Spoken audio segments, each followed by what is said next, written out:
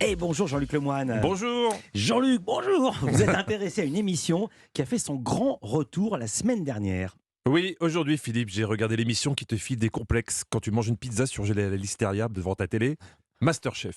C'est parti pour le plus grand concours de cuisine amateur de France. 18 candidats et dès le début, la douche froide avec Agathe Le Caron qui annonce la règle. Et là, écoutez bien, tu sens qu'à la fin, il y a un mec qui est complètement perdu. Vous êtes 18 et à l'issue de cette émission, vous ne serez que 9. C'est beaucoup 9. C'est beaucoup, 9 ? Bon, lui, s'il rate Masterchef, il pourra pas faire des chiffres et des lettres. Hein. Les chiffres, c'est pas son truc. Cette candidate non plus d'ailleurs. La cuisine, c'est un virage à 360 dans ma vie. Je conseille à personne de faire un virage à 360. Sinon, vous revenez au point de départ. Et oui. Bon, je vais vite vous résumer l'émission. C'est un concours avec des vrais amateurs qui nous ressemblent, Philippe. Donc, la production n'aurait jamais dû lancer cette épreuve. Pour cette première épreuve, on va vous demander de réaliser votre plat préféré.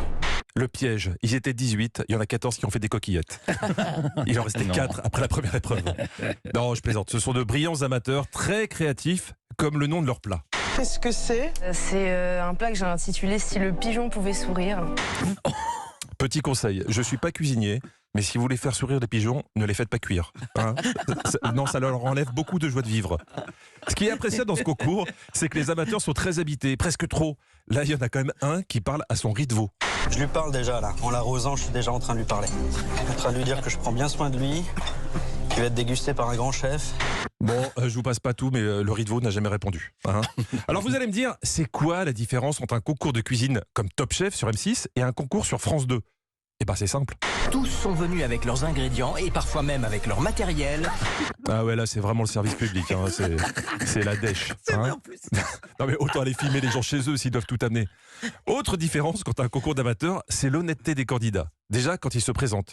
Je suis architecte d'intérieur et voilà, c'est un métier qui me passionne, mais ça me passionne moins que la cuisine.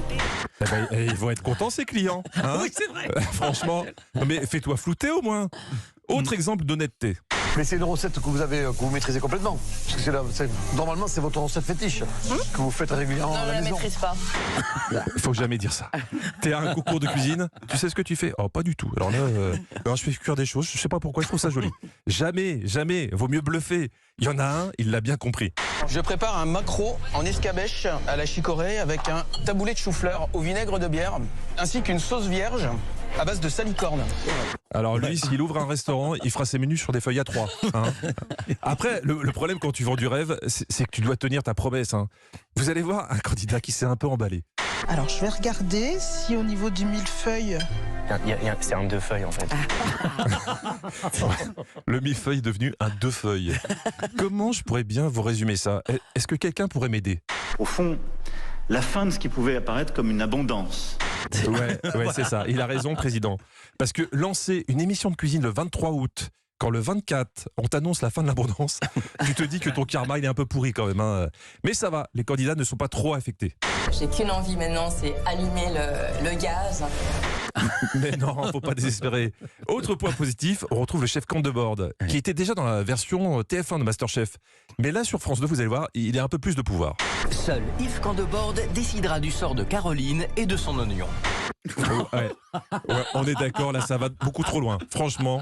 Surtout que quand ils sont éliminés, ça devient des mauvais perdants. Et quand on leur demande ce qu'ils pensent du jury... Et je vais les finir au chalumeau pour retirer la peau. Ça va mal finir ce concours. Merci beaucoup Jean-Luc Lemoyne. Merci. À